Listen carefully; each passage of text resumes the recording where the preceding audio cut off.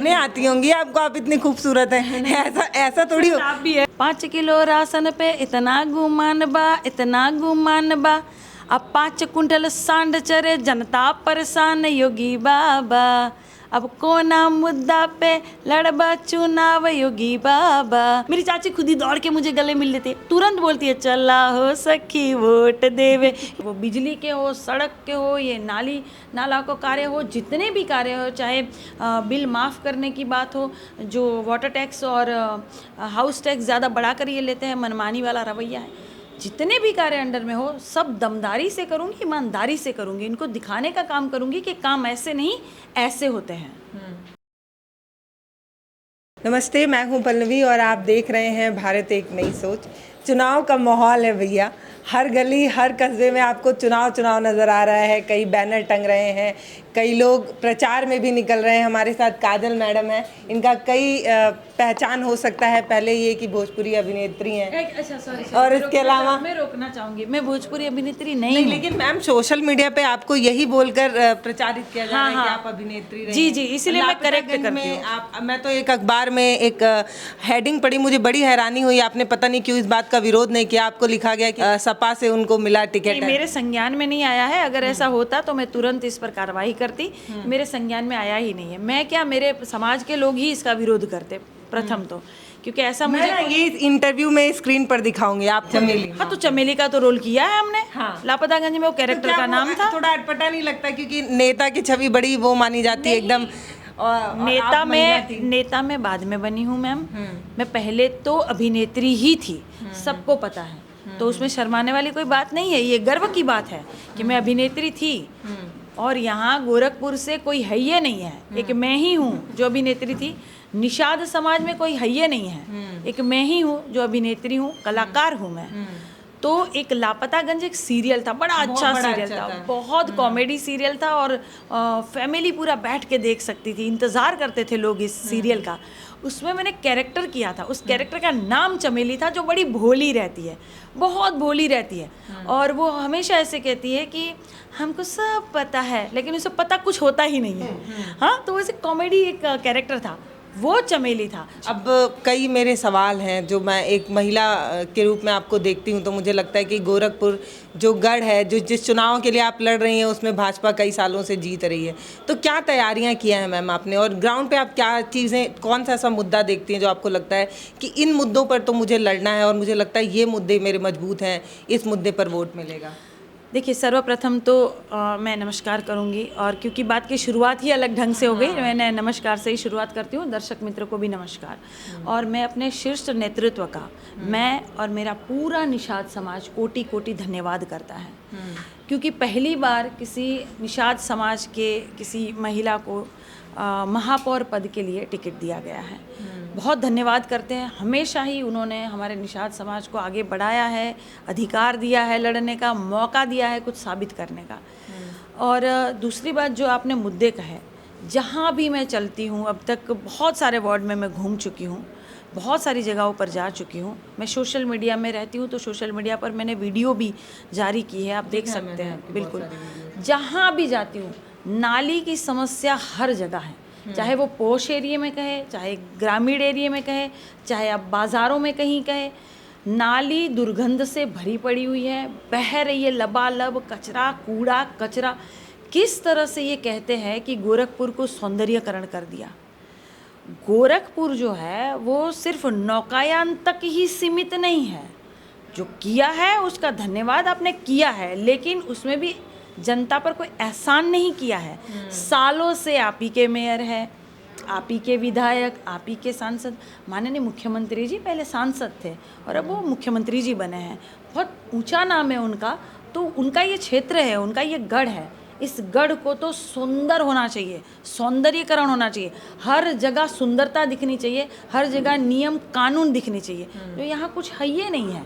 हर जगह नाली लबालब, मुझे कितनी बार उन नालियों पे से ही चल के, उन पानियों में से ही चल के जाना पड़ता है। आसपास के लोगों को मैं पूछती हूँ, सब बेचारे परेशान है, क्या करे बहनी के वो आवला ना, हाई देखा हाई देखा, अब वो एक को पनिया ना डाल पाए भाई। तो काजल जी ये कह रही हैं कि जो कोई किया नहीं करके दिखाएंगे, मतलब बिल्कुल बिल्कुल बिल्कुल ये करना ही चाहिए। मुझे मौका मिला तो मैं करूँगी। मैं मेयर बनने जा रही हूँ। मेयर के अंडर में जितने कार्य होंगे, चाहे वो बिजली के हो, सड़क के हो, ये नाला को कार्य हो, जितने भी कार्य हो, चाहे बिल माफ़ करने की बात हो, जो वाटर टैक्स और हाउस टैक्स ज़्यादा बढ़ा कर ये लेते हैं, मनमानी वाला रवैया है, जितने भी कार्य अंडर में हो सब दमदारी से करूँगी, ईमानदारी से करूँगी। इनको दिखाने का काम करूँगी कि काम ऐसे नहीं ऐसे होते हैं। कांग्रेस से लड़ी थी, फिर आप सपा में आ गई, फिर आगे आप कहीं और भी तो जा सकती हैं। नहीं, मैं समाजवादी में ही रहूँगी। कांग्रेस से तो लड़ी थी ना? बिल्कुल, कांग्रेस से लड़ी थी, 2012 की वो बात है, तब मैं कांग्रेस से लड़ी थी। बहुत नया था, शुरू का था और मुझे ज़्यादा जानकारियाँ नहीं थी। मैं बहू तो हूँ यहाँ गोरखपुर की और मैं नेत्री थी और शूटिंग से उठाकर ही मुझे टिकट दे दिया गया था। खास तो ये ट्रेंड कौन सा है कि मैं देख रही हूँ तमाम जो अभिनेता हैं या अभिनेत्री हैं, अभी हम लोग गोरखपुर में रवि किशन जी को भी देख रहे हैं। उन्होंने भी जब चुनाव में जब प्रचार वादे कर रहे थे तो बहुत कुछ बताया।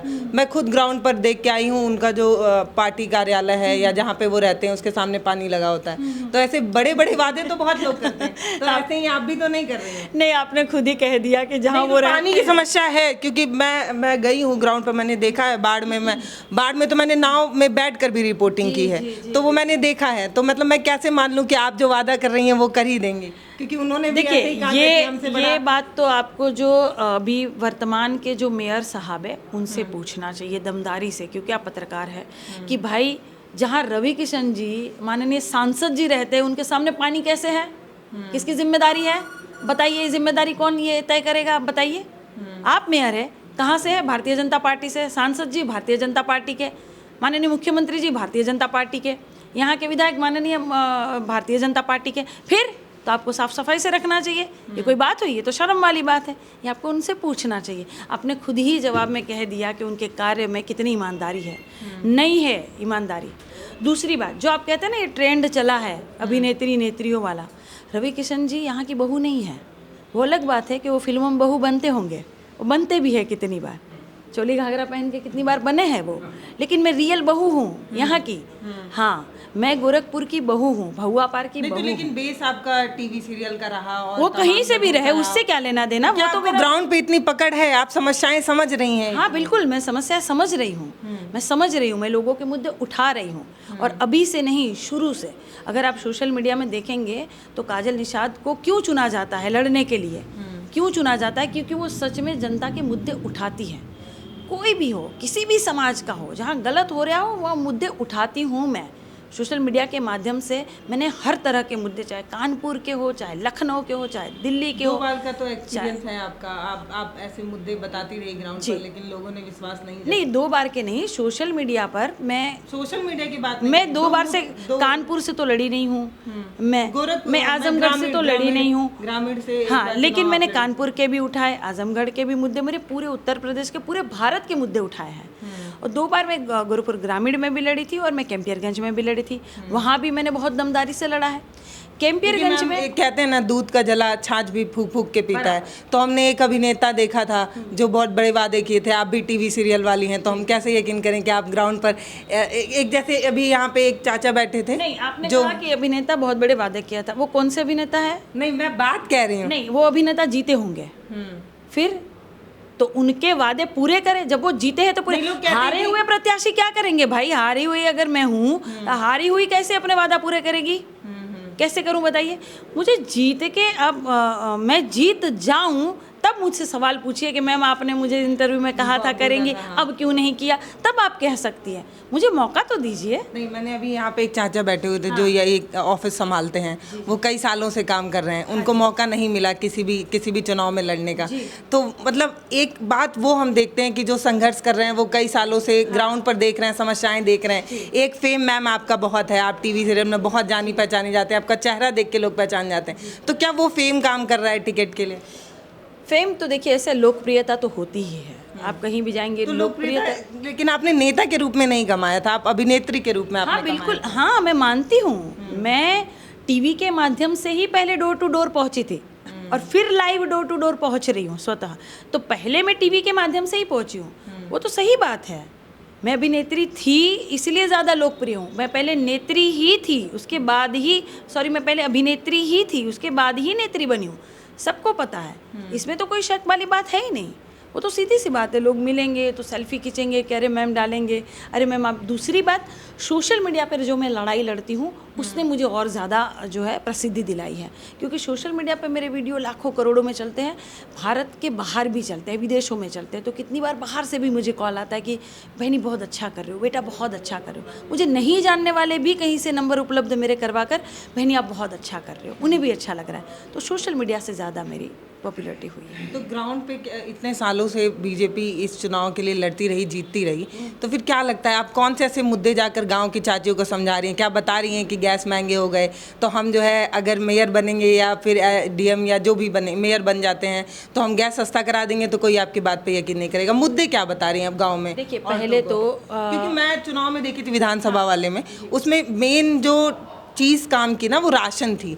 वो गांव की चाची लोग, गांव का रिपोर्ट मैं बहुत ज़्यादा करती हूँ, तो गांव की औरतें मुझे ये कहती थी कि हमें राशन तो मिल रहा है ना, पेट भर रहा है। तो आप कैसे समझा रही हो उनको, क्या मुद्दे रहते हैं? देखिए चुनाव भी तो अलग अलग होते हैं, वो विधानसभा का चुनाव था, तो विधानसभा के चुनाव होते हैं तो बहुत सारे अंडर में है ना वो नहीं से ही भरती है। हाँ, पर वो काम मेरे अंडर में जो काम आएगा, मेयर के अंडर के कुछ अपने अपने बात सुनिए, आप बात सही कह रही हैं, पर ग्रामीण जो सोच है जो मुझे आप बोलने देंगे तो मैं बताऊंगी। मैं स्पष्ट करना चाहती हूँ कि विधानसभा का जब चुनाव होता है तो जो एमएलए होता है उनके अंडर में जो काम आता है उसमें बहुत सारी चीज़ें आती है। अब मेयर का मैं चुनाव लड़ रही हूँ तो मेयर के चुनाव में अंडर में जो काम आएगा, जैसे बिजली है, सड़क है, नाले हैं, साफ़ सफाई का मुद्दा है, वाटर टैक्स कम करना है, हाउस टैक्स कम करना है, ये सारे मुद्दे।